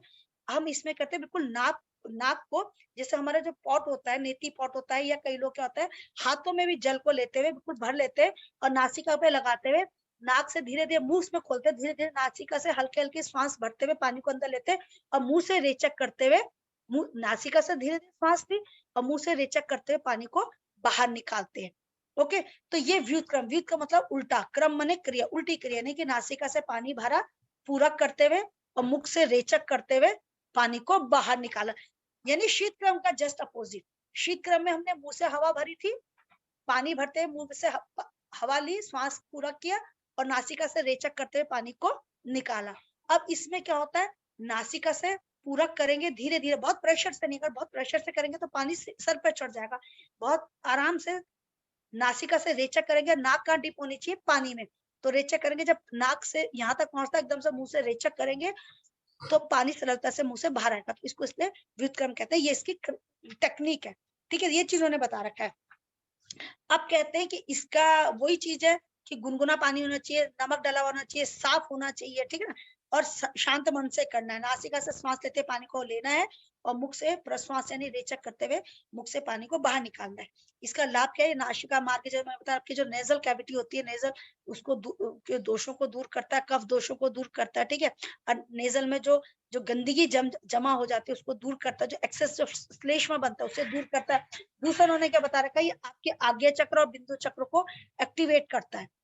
अब देखो बिंदु चक्र क्या होता है, जहाँ जो पंडित लोग शिखाब रखते हैं यानी कि चोटी रखते हैं, तो कहते हैं कि हमारे जो ये उन लोगों के लिए फायदेमंद होता है विक्रम कपालभाति जो खेचरी मुद्रा नहीं कर सकता। खेचरी मुद्रा में क्या होता है कि जब खेचरी मुद्रा में जीभ की जो लोअर पार्ट को इतना काट देता है कि वो इतना लंबा हो जाए कि जब पलटे तो यहाँ आ जाए, यहाँ अंदर से अटक जाए, जहाँ हमारा नाक और गला मिल रहा है, नाक का रास्ता और गला मिल रहा है, गले का ना जो पॉइंट वहां तक लेके आना है। क्यों? ताकि जो हमारा अमृत है वो बिंदु चक्र से जो अमृत गिर रहा है वो यहाँ पे हम उसको पकड़ ले, नीचे भस्म ना होने दे, तो उसके लिए बहुत ज्यादा फायदेमंद होता है। बिंदु चक्र से जो अमृत निकलता है ना तो नीचे जाने से बच जाए, क्षय होने से बच जाए। तो कहते हैं जब हम इस जो व्युत्क्रम करते हैं तो नासिका के जो एंड पॉइंट में होते हैं, जो बिंदु चक्र होता है वो बहुत सेंसिटिव होता है, तो उसमें लगातार पानी का अभ्यास जब बार बार पड़ता है तो वहां की जो नाड़ियां होती है, जो संबंध उस एरिया में जो नाड़ी होती है जिसका संबंध बिंदु चक्र से, धीरे धीरे क्या होता है बिंदु चक्र भी एक्टिव होने लगता है, सक्रिय होने लगता है लगातार के अभ्यास से। तो क्या होता है अमृत के क्षय होने से बचा जाता है। तो ये चीज उन्होंने बता रखा है, ठीक है, तो ये चीज ओके, तो ये बता रखा है। तो जब अमृत गिरने लगेगा तो अमृत गिरने से क्या होता है, अमृत की प्राप्ति होने से तो व्यक्ति अजर अमर हो जाता है। लेकिन योग में फिर कहूंगी अजर अमर का मतलब क्या होता है, मृत्यु का भय नष्ट हो जाता है। तो ये बिंदु चक्र की जागृति के लिए उत्तम है। अब नाक से पानी लेते हैं तो यहाँ तक जाता है आज्ञा चक्र की जागृति। आज्ञा चक्र की जागृति का मतलब क्या होता है कि जो साधक होता है ईश्वर के समान हो जाता है, अत्यंत दृष्टि, अत्यंत श्रवण, अत्यंत ज्ञान। जैसे ईश्वर को श्रवण हो गया, दृष्टि हो गया, ज्ञान अनंत होता है, तो वैसे एक साधक हो सकता है। तो ये चीज उन्होंने इसके लाभ बता रखे हैं व्युत्क्रम के, ठीक है ना। और उन्होंने कहा कि खेचरी मुद्रा की सिद्धि, खेचरी मुद्रा की सिद्धि इससे नहीं होती, लेकिन जो खेचरी मुद्रा का लाभ है, खेचरी मुद्रा का लाभ क्या, बिंदु चक्र से अमृत है उसको ग्रहण करना, तो ये बिंदु चक्र की जागृति करवाता है। तो ये इसके लाभ बता रखे हैं। और ये नेत्र दोष में भी लाभकारी होता है आपका व्युत्क्रम कपालभाति। अब सावधानी वही है जो उसकी है, क्योंकि कहने को बहुत इजी है लेकिन टेक्निकली थोड़ा शुरू में तकलीफ होती है, इसलिए बिना गुरु के, बिना अंडर ऑब्जर्वेशन आप ये नहीं कर सकते कि सुना है, पढ़ा और कर लिया। जब तक टीचर एक एक चीज का होता है आपको समझाए नहीं तब तक आप नहीं कर सकते, तो बिना उसके नहीं करना चाहिए। चलिए इतना हो गया, अब आप पूछिए क्या पूछना है। देखिए खेचरी मुद्रा में क्या होता है, जो जीभ इतनी लंबी जाती है, जो बिंदु चक्र से अमृत गिरता है वो उसको यहाँ रोक देता है, और इसमें क्या करते हैं हम बिंदु चक्र को एक्टिव करते हैं, सक्रिय करते हैं। जो हमारी नाक की जो नाड़ियां जो उस से संबंध रखती है, जब वो नाड़ियां जो होती है पानी के साथ आके सेंसिटिव होती है तो धीरे धीरे वो बिंदु चक्र को भी सेंसिटिव यानी कि संवेदना प्रदान करती है। चलिए बताइए। मैम जैसे ये त्राटक है, त्राटक को हमें कितनी दूरी से करना चाहिए? 1.5 से 2 फीट जो मैंने बोला। अच्छा, 1.5 से 2 फीट, लेकिन कमर गर्दन सीधी होनी चाहिए। अगर आप कैंडल का करोगे तो हमेशा जो भी होगा, देखिए जो भी आप करेंगे उसमें कमर गर्दन सीधी रहेगी, दृष्टि को आपको दाएं बाएं नहीं करनी है, ठीक है, दूरी 1.5 से 2 फीट होनी ही चाहिए। ओके, तो ये चीज उन्होंने बता रखा है। ओके, और अगर हम जैसे सूरज पे विद्या करते रानी हैं जी ने तो कही थी कि त्राटक और धारणा में क्या अंतर है। अब त्राटक के 3 प्रकार बताए ना, धारणा, जैसे धारणा आप किसी को धारण करते हैं, तो बहिर्त्राटक में भी आपने क्या किया, किसी चीज को धारण किया है, मन दाएं बाएं जा रहा है। त्राटक में तो मन दाएं बाएं जा रहा है, लेकिन मन को एकाग्र करते हुए दृष्टि को एकाग्र करना है। और जब ये एकाग्रता लगातार बढ़ती जाएगी तो आपको सिर्फ, अगर मैं कैंडल की बात करूं, कि बीच में सिर्फ जो लौ है उसका काला कालापन ही दिखाई देगा और कुछ नहीं दिखाई देगा। और अंतर त्राटक में यही चीज आपके मानस पटल पर जब छपती चली जाएगी बिना किसी ब्रेक के लंबे समय तक, और जब धीरे धीरे वो धूमिल होती गई तो अंतःत्राटक भी तोड़ना है। अब धारणा में क्या करना है, जो चीज आपने धारण कर रखी उसको मन में एकाग्र करना है। लेकिन शुरू में आ रहा है जा रहा, आ रहा है जा रहा। व्हाट इज द ध्यान? ध्यान में मैंने धारणा में जो आपने धारण कर रखा है लंबे समय तक चल रहा है। लेकिन यहाँ क्या था, अंतः दृष्टि, आंखें बंद होनी चाहिए, मानस पटल पे छपना चाहिए। तो हमने वही तो है कि त्राटक क्या है, ध्यान का एक अभ्यास है, ध्यान क्रिया है। और त्राटक चाहे बहिर हो चाहे अंत हो, ये ध्यान में जाने का अभ्यास है। जब तक आपका त्राटक शुद्ध नहीं होगा, सिद्ध नहीं होगा, आप ध्यान कर ही नहीं सकते। क्योंकि मन को एकाग्र करने के लिए, दृष्टि को एकाग्र करने के लिए मन का एकाग्र होना बहुत जरूरी है। जब मन एकाग्र हो जाए और जो दृष्टि में छप गया वो मन में आंखें बंद करते हुए छप जाए, तब आपके अंतर त्राटक सिद्ध होता है। और जब धीरे धीरे, अब क्योंकि शुरू में क्या होता है, वो आ रहा है जा रहा है, जब तक धूमिल ना हो जाए तब तक आपको आंखें नहीं खोलना अंतर त्राटक में। और जब वो लंबे समय तक चला गया तो वो ध्यान और समाधि में आ जाता है। और समाधि में जो विजन था, जो प्रतीक था, वो भी हट जाता है। तो विद्या रानी जी, अब थोड़ा समझ आया कि what is the difference between trataka and dhyana या धारणा? मैम एक चीज और पूछनी Yes, थी, ma'am, जैसे कि yes. ये त्राटक में दूर की दृष्टि को हमारी सही करता है, तो क्या ये पास की दृष्टि को भी ठीक सब करेगा? हर तरह की दृष्टि को दूर करने में लाभकारी होता है। हर तरह की दृष्टि को दूर पास, हर तरह की दृष्टि को सही करता है। ठीक है।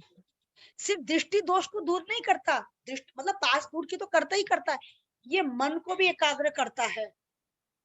इसलिए अगर आज की डेट में बात को एज अ पर्सनल, अगर तो मैं तो चाहूंगी कि स्कूलों में डेली त्राटक जरूर कराना चाहिए। क्योंकि मन को एकाग्र करता है। मन को एकाग्र करने से दृष्टि एकाग्र रहती है, यानी कि चंचलता का नाश करता है, कार्य को सिद्ध करता है। तो कार्य सिद्ध कब होगा? जब मन एकाग्र होगा। हाँ जी, पूछिए। मैम जैसे आपने जो है अंत्य त्राटक को अमावस्या का नाम दिया, अधो त्राटक को क्या कहा था मैम आपने? प्रतिपदा, प्रतिपदा, प्रति प्रति प्रतिदिन वाला प्रति, श्री प्रदा का पदा, पदा। ओके, ठीक है, प्रतिपदा दृष्टि, ठीक है ना? मैम ये पूर्णिमा और अमावस्या प्रतिपदा, ये क्या, इससे इसका क्या कनेक्शन है? इसके बहिरंग नाम है। देखो पूर्णमासी क्या होता है, जिसमें चंद्रमा क्या होता है, गोल होता है, यानी कि खुली आंखें। खुली आंखों को, यानी जो बहिर त्राटक है उसको हम पूर्णिमा दृष्टि कहते हैं, पूर्णिमा दृष्टि। ठीक है। और अंतः त्राटक को हम क्या कहते हैं? अमावस्या, अमा दृष्टि। अमा का मतलब होता है अमावस्या। क्लियर? ठीक है। और अधो त्राटक को हम कहते हैं प्रतिपदा दृष्टि। तीन तरह की दृष्टि होगी ना, प्रतिपदा दृष्टि, पूर्णिमा दृष्टि और अमा दृष्टि। पूर्णिमा दृष्टि कौन सी होती है आपकी? बाह्य त्राटक, अंतः त्राटक यानी आंखें बंद करके अमा दृष्टि। ठीक है, आधी खुली आधी बंद, यानी अधो त्राटक को क्या कहते हैं? प्रतिपदा दृष्टि। ठीक है मैम ये प्रतिपदा से क्या मतलब हुआ?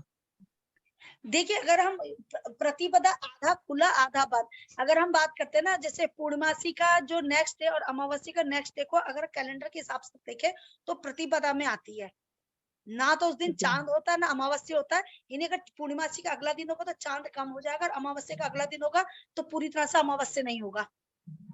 अच्छा, अब देखेंगे आप ना, फॉर एन एग्जाम्पल, जो विज्ञान हो करके देखे, अमावस्या के अगले दिन देखिएगा और पूर्णिमासी के अगले दिन चंद्रमा को देखिएगा।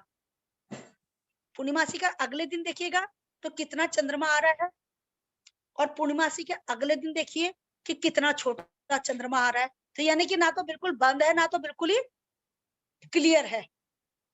समझे? तो अधो का मतलब आधा, आधा खुला और आधा बंद। तो ठीक है, आपका होमवर्क है। ठीक है जी? मैम ये बिंदु चक्र कहाँ होता है एग्जैक्टली? ये जहाँ चोटी बांधता है ना पंडित, जहाँ हम लोग जैसे कहते हैं ना पंडित की जहाँ शिखा होती है, शिखा माने छोटी, वहां इसका वर्णन किया गया है। और कहते हैं कि यहाँ से अमृत निकलता है।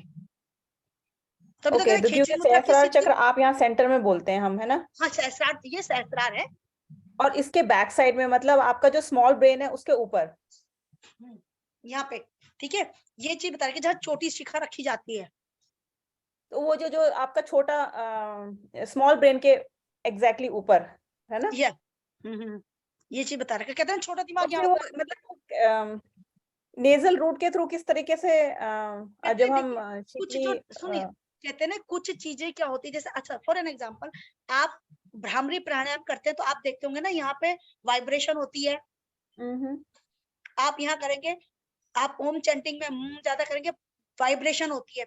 कुछ वाइब्रेशन धीरे धीरे धीरे धीरे उस अंक तक जाती है। जैसे फॉर इसी तरह से क्या होता है, डायरेक्ट कई चीजें डायरेक्ट नहीं करके इनडायरेक्ट रूप में उसको टच करती है। तो इसी तरह से जब हम लगातार अभ्यास करते हैं, जो नेजल का जो जो कुछ कुछ ऐसी जो नाड़ियां वगैरह है जिसका संबंध जो कहाँ से टच है, हमारी बिंदु चक्र से टच है। जब लगातार इसमें पानी का आवागमन होता रहता है तो नाड़ियां क्या होगी, उसमें भी सेंसेशन होगा। हमें उन नाड़ियों नाड़ियों में का नाम पता है? जो नाक से संबंधित है, इतना तो देखिए अभी पता नहीं, है नाक से संबंधित नहीं, जो आपके इसकी बिंदु लेफ्ट चक्र से राइट अलग संबंधित। अलग, देखो ईड़ा नाड़ी पिंगला नाड़ी तो है ही ना ये। अगर हम बात करें हाँ क्या जी। ईड़ा नाड़ी पिंगला नाड़ी, अब इसमें दृष्टि की भी दो नाड़ी होती है, इसमें मेरे दिमाग में नहीं है, गलत बताने से अच्छा हाथ खड़े कर देना चाहिए, मैं अगली बार बता दूं क्योंकि दिमाग में नहीं आ रहा है। तो अगर नासिका का संबंध जो जो नाड़ी जो वहां तक उसका कनेक्शन है, तो जब लगातार वहां पानी जाती रहेगी तो वो क्या होगा, उनमें भी सेंसेशन धीरे धीरे धीरे धीरे धीरे धीरे होता रहेगा। और लगातार सेंसेशन होने से क्या होगा, दोष जब दूर होंगे, यह सेंसेशन का मतलब होता है दोष दूर होना। अगर आपने कभी किया होगा ना जलनीति शीतक्रम और विक्रम, देखते हुए कफ निकलता है कभी लेफ्ट शुरू में, तो ये वो सेंसेशन जब दोष दूर होते हैं, वो जो सेंसेशन पानी के द्वारा होता है, तो धीरे धीरे बिंदु चक्र को भी क्या करता है, वो हिट करता है। तो ये बिंदु चक्र की जागरूकता भी इन्होंने बता रखा है, मतलब क्या था, यानी वो एक्टिव हो जाना, सक्रिय हो जाना। तो वो बिंदु चक्र जो है आपका व्युत्क्रम के साथ साथ शीतक्रम में भी सेम एग्जैक्टली, इफेक्ट हाँ देता हाँ है ना? हाँ, और बिल्कुल इन बिल्कुल। दोनों क्रम के करने के बाद आप वायु कपालभाति जो नॉर्मल है वो आपको करना जरूरी होता है? बिल्कुल करना चाहिए, कपालभाति को तो है ही। मैंने भी क्या कहा था कि जो अगर हम जल नीति की बात करते हैं तो हम खड़े खड़े करते हैं, हाँ। ठीक है, और जो हम बैठ के कपालभाति करते हैं जब सारी षटक्रम निपट जाती, क्योंकि पानी का जब कार्य हम बैठ के करते हैं, बिल्कुल करना चाहिए। क्यों करना चाहिए, जो एक्स्ट्रा पानी बाई चांस गलती से बाई मिस्टेक रह जाता है, शशांक आसन में पहले करके करते हैं कपालभाति ताकि एकदम पानी आराम से निकल जाए, उसके बाद बैठ के करते हैं ताकि जो दोष है पानी के साथ साथ, क्योंकि गर्म पानी ने, ठीक है, हमने वहां क्रिया करी, शीतक्रम व्युत्क्रम करी या जल नीति करी, उस समय हमने जो वातक्रम किया तो निकल गया पानी। लेकिन जो पानी का असर नमक के असर से क्या होता है, कफ क्या होता है, मेल्ट होने लगता है, ब्रेक होने लगता है। गर्म पानी से क्या होता है, कफ मेल्ट होता है और नमक से वो ब्रेक होता है। तो जब हम कपालभाति के स्ट्रोक, कपाल माने माथा, भाती का मतलब चमकाना, तो जब कफ निकलने लगता है तो क्या होता है, इससे क्या होता है, कहते हैं कपाल के जो दोष होते हैं वो दूर होते हैं। कपाल के दोष दूर होने से तो कपाल में चमकाहट, कहते हैं ना, चमकाना, चमकाना मतलब दोष को दूर करना। छींक आती है, छींक आती है ना, कभी देखो छींक आती है, आप देखते हैं कि छींक जस्ट लाइक वातक्रम कपालभाति। पेट अंदर गया, पेट अंदर गया, अगर नाक में या कहीं कफ होता है एकदम तेजी से आता है, इट मींस अगर माथे में जमा हुआ कफ निकाल रहा है, तो छींक। तो मेरा क्वेश्चन एक ये है कि जब आप ये वाला शीतकर्म और व्युत्कर्म करने के बाद जो आप कपालभाति करते हैं वो शशांक आसन में करें पहले और उसके बाद बैठ के करें, क्या? हाँ, शशांक आसन में मैंने अभी कहा कि बाई मिस्टेक कुछ पानी जो रह जाता है सरलता से बाहर आ जाता है, उसके बाद बैठ के करना चाहिए। क्योंकि बैठ के मन कर कमर गर्दन सीधी करेंगे तो इसके फायदे क्या बताया, क्योंकि गर्मी को बढ़ाता है, आपका नाभि का एरिया पीछे जा रहा है, तो नाभि में क्या आता है, आपका अग्नि तत्व है, अग्नि को बढ़ावा दे रहा है, तो यानी जठराग्नि प्रदीप्त हुई, डाइजेस्टिव जूसेस बनेंगे, आपका pancreas active, beta cell activate होगी, एंटी डायबिटिक हार्मोन यानी कि इंसुलिन बनेगा, ठीक है ना, ये चीज का फायदा हुआ। ये चीज हुआ, आते फैलरी सिकुड़ने से क्या होगा, मल त्याग भी सरलता से होगा। ओके, दूसरी चीज, लंग्स फैल सिकुड़ रहे हैं यानी कि लंग्स की वर्क कैपेसिटी बढ़ेगी, तो लंग संबंधी रोग नहीं होंगे। ये तो इसके ये फायदे हैं। और जब आप देखते होंगे, भगवान ना करे किसी को कभी अस्थमा का अटैक पड़े या किसी को ठंड लग रही हो, अगर वो कपालभाति का स्ट्रोक करता है, देखो मैंने कंट्राइंडिकेशन बताया था किन किन को नहीं करना, जिनको बैक की प्रॉब्लम है, सीवियर प्रॉब्लम है, स्लिप डिस्क है, वो ना करे, हार्ट संबंधित जिनका हाई ब्लड प्रेशर है, हार्ट के रोगी वो ना करे। अदरवाइज अगर दूसरे कोई व्यक्ति कर सकता है तो आप देखेंगे उसको ठंड कम लगने कम हो जाती है, कफ मेल्ट होने लगता है। अगर वो गुनगुना पानी पीता रहे, कपालभाति के स्ट्रोक मारे, तो आप देखेंगे एकदम गर्मी बढ़ने से कफ निकलने लगता है। अगर आप अचानक कहीं ठंड में चले जाओ, आपके पास वो ज्यादा साधन नहीं है, तो अगर कपालभाति के स्ट्रोक मारे पानी पीते आप देखेंगे शरीर में ताप बढ़ जाता है, ठीक है ना। तो और ये अगर चीज जैसे इंडिया जैसे कंट्री के अंदर जब समर टाइम है, समर टाइम में अगर आप ये दोनों क्रिया करते हैं तो आपको करना चाहिए कपालभाति उसके बाद? लेकिन कब करना, देखिए वातक्रम कपालभाति, वातक्रम क्या होता है, देखो शुरू में एक आवृत्ति में 20 स्ट्रोक, शुरू में एक आवृत्ति में 20 स्ट्रोक कर दिया, जैसे एक आवृत्ति 20 स्ट्रोक, तो ये करते हुए 2-3 आवृत्ति तक कर सकते हैं, ठीक है। लेकिन जैसे समय बढ़ता जाता है और व्यक्ति के ऊपर डिपेंड करता है, कंट्री के ऊपर जैसे डिपेंड करता है, तो कई लोग तो इसको 20 मिनट भी करते हैं। मैंने क्या कहा, सिर्फ सुन के नहीं करना है, ठीक है ना। अगर योग को कोई समझते हुए करे तो शरीर को उसे पता है कि कब मुझे कितना गर्म रखना है अपनी बॉडी को और कब मुझे ठंडा करना, बैलेंस कर लेता है, ठीक है। लेकिन अगर आप बिगनर है तो अंडर ऑब्जर्वेशन ही करना है। लेकिन जब आप करने लगे आप, और धीरे धीरे एक हफ्ते बाद आप उसमें, जैसे एक आवृत्ति में 20 स्ट्रोक हुए तो एक आवृत्ति में आप 30 स्ट्रोक कर सकते हैं, ठीक है। तो आज आपने एक आवृत्ति करी, लगातार एक आवृत्ति में 20 स्ट्रोक किया, फिर एक आवृत्ति में एक हफ्ते बाद आपने 30 स्ट्रोक कर दिए, या 20 ही रखे तो एक हफ्ते बाद आपने 2 आवृत्ति कर दी, आपको बिल्कुल सही लग रहा है। फिर आपने 10-15 दिन बाद, 1.5 हफ्ते बाद उसको 3 आवृत्ति में कर दिया। लेकिन आपको अपनी टर्म एंड कंडीशन भी देखनी है। जैसे मेरा अपना पर्सनल ओपिनियन है, हर सही चीज हर व्यक्ति के लिए सही नहीं होती, हर गलत चीज हर व्यक्ति के लिए गलत नहीं होती, तो उसमें सामने वाले की टर्म एंड कंडीशन को देखते हुए, ठीक है। जैसे किसी को तकलीफ है, हम उसको देके फायदा है, लेकिन उसकी परिस्थिति को हम 20 स्ट्रोक नहीं मरवा सकते, क्योंकि आप 10 का एक आवृत्ति, 10 स्ट्रोक के एक आवृत्ति कर लीजिए, 10-15 दिन एक आवृत्ति में 10 स्ट्रोक मारे, देखा कि हाँ मैं बिल्कुल सही हूँ, तो आप शाम को भी कर लीजिए, हम बिल्कुल सही महसूस कर रहा हूँ। 1-2 हफ्ते देखा, फिर हम कहेंगे जी एक आवृत्ति में आप 20, 15, 12 स्ट्रोक मारिए, तो धीरे धीरे उसको देखते हुए वो कहेगा नहीं अब मैं 12 से ज्यादा नहीं कर सकता, मुझे सूट नहीं कर रहा है, मुझे 12 ही सही लगा, तो ठीक है आप 12 ही कीजिए, ओके। तो पर्सन टू पर्सन, करने वाले तो इसको 5-5, 10-10 मिनट भी करते हैं, उन्हें कुछ नहीं होता है। फिर कहूंगी बहुत प्रेशर नहीं देना। देखिए कई बार हम चीजों को टीवी में देखते करते, लेकिन भूल जाते कि जो प्रक्रिया कर रहे हैं उसके आगे माइक होता है, और हम यहाँ अपने आप करें तो स्मूथली करना, ज्यादा प्रेशर नहीं देना, आराम से करना है, बस चक्कर नहीं आना चाहिए, बेहोश नहीं होना चाहिए, ठीक है। तो अस्थमा के अष्टक भगवान का भी किसी को पड़े तो अगर जो ये प्रक्रिया करेगा, और तो है जैसे आपका भस्त्रिका प्राणायाम हो गया, उज्जाई का, ये भी करे तो बहुत उसको असर पड़ता है, क्योंकि ये भी एक तरह से क्या, श्वास प्रश्वास की वो तरीका है जिसमें टेक्निक सही करते हैं हम।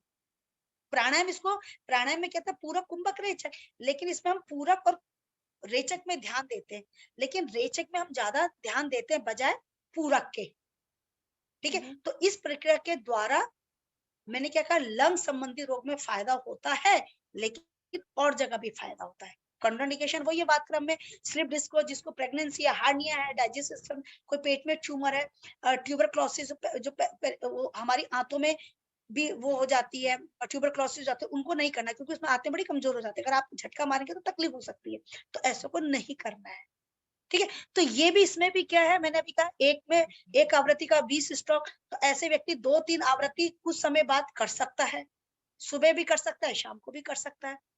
लेकिन कपालभाति ताप को बढ़ा देता है, इसलिए नींद में वो लेके आता है, कमी लेके आता है, तो जब व्यक्ति को नींद आ रही तो नहीं करना चाहिए। लेकिन फिर वही चीज है, क्योंकि सूर्य भेदी जैसा लाभ है, जो व्यक्ति बिल्कुल धीर गंभीर होते हैं, अंतर्मुखी वाले होते हैं, थोड़ा डरपोक होते, उनके लिए फायदेमंद होता है। यहाँ देखिए प्लस और माइनस नहीं कहेंगे, किसके लिए लाभदायक है, किसको इससे थोड़ा बचना है। जैसे हर अच्छी डाइट हर व्यक्ति के लिए अच्छी नहीं होती, हर व्यक्ति के हिसाब से उसकी डाइट परफेक्ट डाइट और बैलेंस डाइट है, तो यहाँ भी किसके लिए परफेक्ट है, किसको बैलेंसिंग वे में चलना है, तो यहाँ भी ये क्रिया दोहराई जाती है। यहाँ तक समझ आ रहा है मैम? हाँ जी मैम, समझ आ गया। हाँ जी मैम, व्युत क्रम में आपने खेचरी मुद्रा के बारे में बताया ना, उसका और उसका क्या कनेक्शन है? देखिए खेचरी मुद्रा में हमारी जीभ, दो हमारी का मतलब आपने गाय की जीभ देखी कितनी लंबी होती है ना, गाय की जीभ देखी कितनी लंबी होती है, तो खेचरी मुद्रा का कुछ अभ्यास होता है, जब हम मुद्रा बंधने पड़ेंगे अगर तो उसमें अगर हम बात करते हैं तो मैं पॉइंट बताती हूँ, जीभ इतनी लंबी होती है कि आप जब जीभ को पलटे तो जहां नाक और गले का कनेक्शन होता है वहां जाके लग जाए, ताकि बिंदु चक्र से अमृत है वो जीभ उसको एक्सेप्ट करने लगे, ताकि जो अमृत है अग्नि में जाके नाभि के प्रदेश में जाके नष्ट ना हो। Okay ma'am. खेचरी मुद्रा में किया जाता है। और वो अमृत चक्र अमृत कहाँ से गिरता है? बिंदु चक्र से। तो ये चीज उन्होंने बता रखा है, ठीक है ना। तो ये उन्होंने इस चीज का बता रखा है। Okay okay ma'am, thank you. जागृत करने के लिए किया जाता है। ओके, और मैम? कुछ? Okay ma'am, thank you. Ma'am जैसे हाँ, जैसे शीतकर्म में मैम जैसे शीतकर्म में हम मुंह से पानी भरते हैं और नॉस्ट्रल से निकालते हैं, तो उसमें जब हम मुंह मतलब सर ऐसे नीचे को करते हैं तो पूरा पानी नहीं निकल पाता नॉस्ट्रल से, मतलब नहीं, क्योंकि वो दम घुटने लगता है वो। मैं वही कह रही, देखो मैंने जब तक आप सामने नहीं आएंगे ना तो कई चीज बहुत इजी होती है बताने को, लेकिन करते हुए हम टेक्निकली उसको, जैसे अभी मैंने अपना पूरा 100% टेक्निकली बताया, लेकिन जब आप करेंगे ना आप फिर कुछ ना कुछ गलती कर देंगे। तो इसमें गर्दन नहीं झुकाई जाती, कमर से आगे जाते हैं, जलंधर बन लगता है, ताकि आप ऐसे बैंड हो जाए। जब जैसे आप नासिका से रेचक करें तो नाक पानी के ऊपर हवा होती है, जब हवा बाहर आए नासिका से तो पानी भी धीरे धीरे बाहर आए। लेकिन उसके लिए क्या होता है, गाल को अंदर करा जाता है, जीभ पीछे, ताकि पानी कहाँ प्रेशर कहाँ बन जाए, आपके उस जगह बन जाए जैसे आपने नाक, क्योंकि पानी जैसे आपने श्वास बाहर फेंकी तो सांस हवा के साथ साथ पानी भी धीरे धीरे बाहर आने लगता है। तो शुरू के मैम अभ्यास में लेकिन हाँ, गाल कैसे अंदर जाएंगे, क्योंकि मुंह तो भरा हुआ रहता है ना पानी से, तो वो इतना तो नहीं, ऐसा थोड़ा सा पानी, थोड़ी सी जगह छोड़ी जाती है। जैसे आपने हवा भरते हो ना, मुंह खोलते, पानी भरा, मुंह खोलते हैं, मुंह से हवा ली, पानी इतना भरेंगे कि मुंह खोला जा सके, और आप उसे मुंह खोलते हुए ये किया जाए। इतना पानी थोड़ा जगह छोड़ी जाती है ताकि आप मुंह खोलते हुए मुंह से श्वास ले और फिर गाल को अंदर, जीभ पीछे ऐसे करते पीछे ले जाए। और जैसे आप रेचक करेंगे, गाल को अंदर करते, जीभ पीछे करते हुए, जैसे जलंधर बल लगाएंगे, कमर गर्दन कमर से आगे करते हुए, और जैसी नासिका से आप रेचक करेंगे, बीच में नहीं करना, जैसे ही रेचक करेंगे तो हवा तो आ रही है, और हवा के नीचे क्या होता है, पानी होता है ना, तो पानी भी धीरे धीरे उसी रास्ते से आने लगता है। जब हवा के लिए जगह है तो पानी के लिए भी तो वही रास्ता है। तो शुरू में प्रैक्टिस ना होने से एक दो बूंद गिरता है, लेकिन उस दिन हम 3-4 बार प्रैक्टिस कराते, करिए तो धीरे धीरे पानी का फ्लो आने लगता है, इजीली आता है। और मैम इसमें फिर आईज में भी मतलब आंसू आते हैं, जलन वगैरह मचती है, इसका क्या कारण हो सकता है? कारण वही है, क्योंकि पानी कहाँ से आ रहा है, इस एरिया से टच होके आ रहा है ना। तो यहाँ पे आपकी क्या है, लैक्रिमल ग्लैंड है, तो लैक्रिमल ग्लैंड को हिट करेगा तो आंसू तो आएंगे। अच्छा, तो मतलब इसका कोई वो नहीं है, मतलब साइड इफेक्ट नहीं है अगर आंखों से अगर आंसू आते हैं तो? ये नॉर्मल है जैसे नीति में आते हैं तो? बिल्कुल बिल्कुल। तो साइड इफेक्ट कुछ नहीं है, लेकिन आपको कब नहीं करना है, मैंने क्या कहा है, क्योंकि गर्म पानी उसमें नमक है, लेकिन कोई सर्जरी हो रखी हो, चाहे त्राटक हो चाहे यहाँ है, कोई सर्जरी हो रखी हो तो नहीं करना है। सर्जरी में कहता घाव होता है, वो कहावत नहीं, घाव में नमक छिड़क रहा है, क्योंकि आंसू आएंगे तो आंसू तो नमकीन होते हैं ना, नमक होता है, तब नहीं करना है। नहीं तो वो कहावत चरितार्थ हो जाएगी ना, घाव में नमक छिड़कना, तब नहीं करा जाता है, चाहे त्राटक हो चाहे ये क्रिया हो, शीतक्रम और व्युत्क्रम, तब सावधानी बोलेगी, तब नहीं करना है। बाद की तो अच्छा, ये हमें वैसे रबर नीति या सूत्र नीति के बाद करना चाहिए ना, ताकि हमारी नॉस्ट्रल वो फ्री रहे, क्योंकि अगर ब्लॉक रहेगी तब नहीं निकल पाता है पानी। जब तक आप जल नीति सूत्र नीति आपके अच्छे ढंग से नहीं होगी, तब तक आप शीतक्रम व्युत्क्रम नहीं कर सकते। और शीतक्रम व्युत्क्रम का एक फायदा ये है कि आपको हर जगह जल नीति का लोटा नहीं ले जाना पड़ेगा, है नहीं तो अगर आपको शीतक्रम व्युत्क्रम नहीं आता तो आपको हर जगह लोटा ले जाना पड़ेगा। जब जल नीति सूत्र, जब आपका शीतक्रम व्युत्क्रम आ गया तो प्लस पॉइंट क्या है, आपको लोटा ले जाने की, बर्तन ले जाने की जरूरत नहीं है। सूत्र तो कहीं भी आप एडजस्ट कर ही देंगे, लेकिन जब तक आपके जल नीति सूत्र नीति अच्छे ढंग से नहीं होती, ये नॉस्ट्रल साफ नहीं होते, तब तक आप यहाँ नहीं आ सकते, है नहीं। तो ये चीज है, धीरे धीरे और फिर जब ये होने लग जाए तब इसके अभ्यास से सरलता से होने लगता है। हाँ जी, पूछिए जी मैम। जी ओके, थैंक यू मैम। शीतकर्म जब करते हैं तो जितना पानी हम मुंह में भरते हैं, क्या वो पूरा का पूरा बाहर निकल सकता है नाक के थ्रू? क्योंकि मेरा कुछ रह जाता है।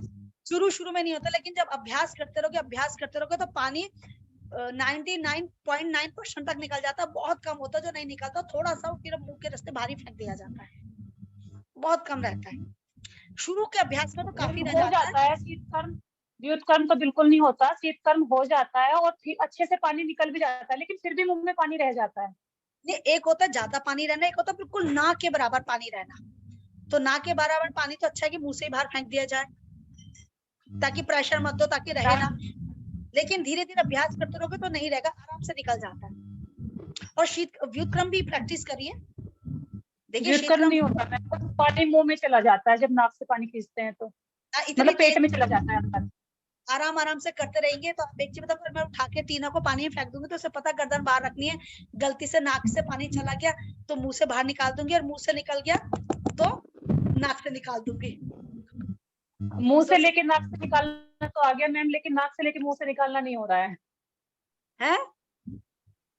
मैम। मुंह में लेके नाक से निकालना तो आ गया, वो तो निकल जाता है, लेकिन नाक से लेके मुंह से नहीं निकलता है, वो पेट में चला जाता है।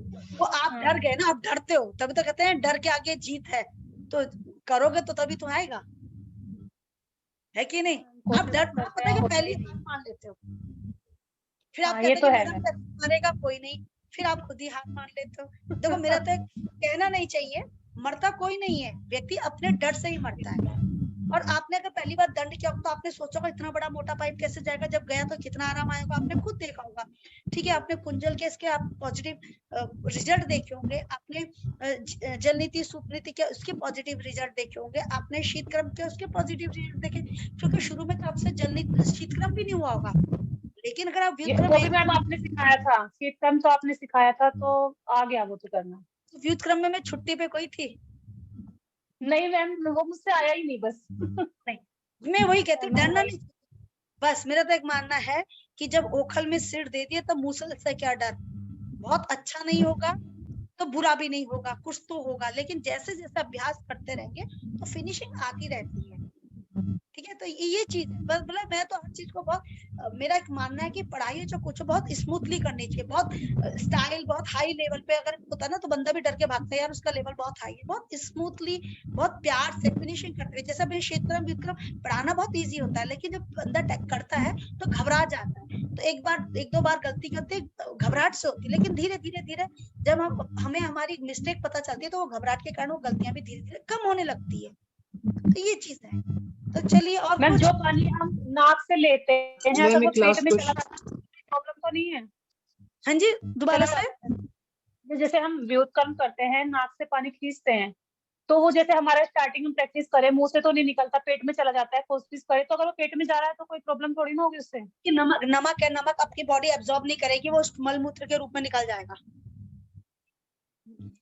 इसको बहुत इजीली लेता है, ट्राई करेंगे। और धीरे धीरे प्रेशर पड़ता है, लेकिन धीरे धीरे जो होता है ना आवाज धीमे धीमे कम होती हुई आराम से आने लगता है। हाँ जी बोलिए शिवाजी। मैम जैसे पीड़ा और ये पिंगला होती है नाड़ी, सूर्य नाड़ी चंद्र नाड़ी, तो इनमें लेफ्ट राइट कौन कौन सी होती है मैम? उसमें थोड़ा कंफ्यूजन है। अच्छा, RSS लिख लीजिए, राइट साइड सूर्य। सूर्य का काम क्या होता है? हर चीज को पिघलाना, तो राइट साइड की होती है पिंगला, RSS राइट साइड सूर्य। सूर्य का काम क्या होता है? सर्दियों में घी को गलाना, पिघलाना, तो सूर्य की साइड कौन सी होगी? पिंगला। समझ आ गई? RSS। और इसका जस्ट अपोजिट ईड़ा, यानी कि चंद्र नाड़ी। एक याद रखो, दूसरा अपने आप याद हो जाएगा।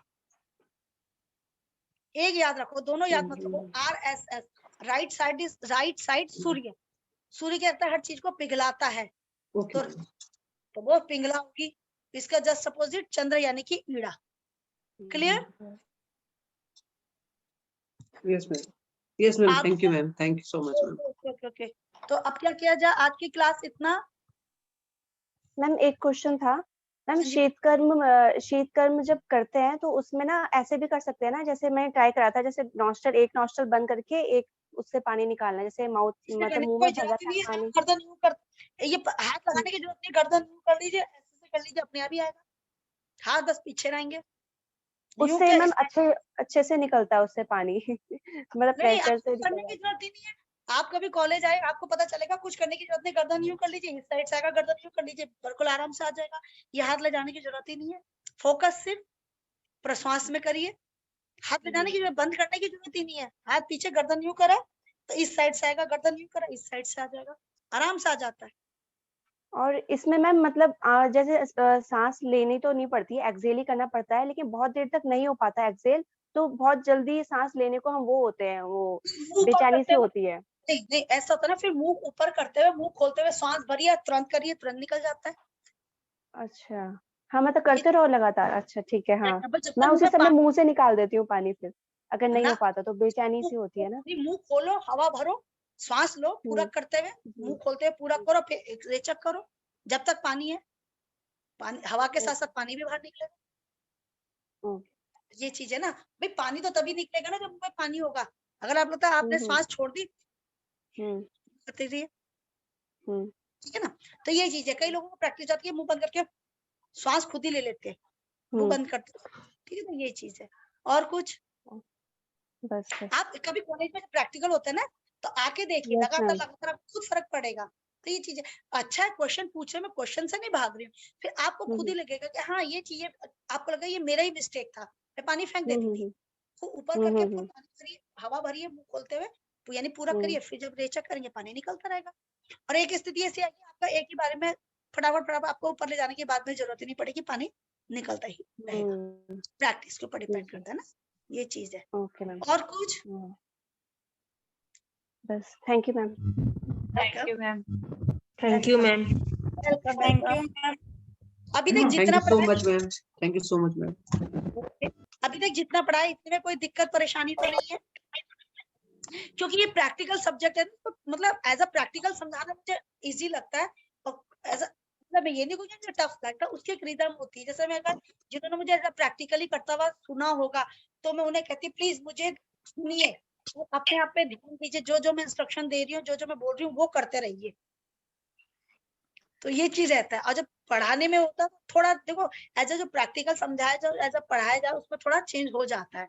तो ये चीज है। क्यों भाई आरफा? आरफा जी आई थिंक, चलिए छोड़ दे। ओके बाय, नेक्स्ट उसमें मिलेंगे, ठीक है। Thank you ma'am. Thank you.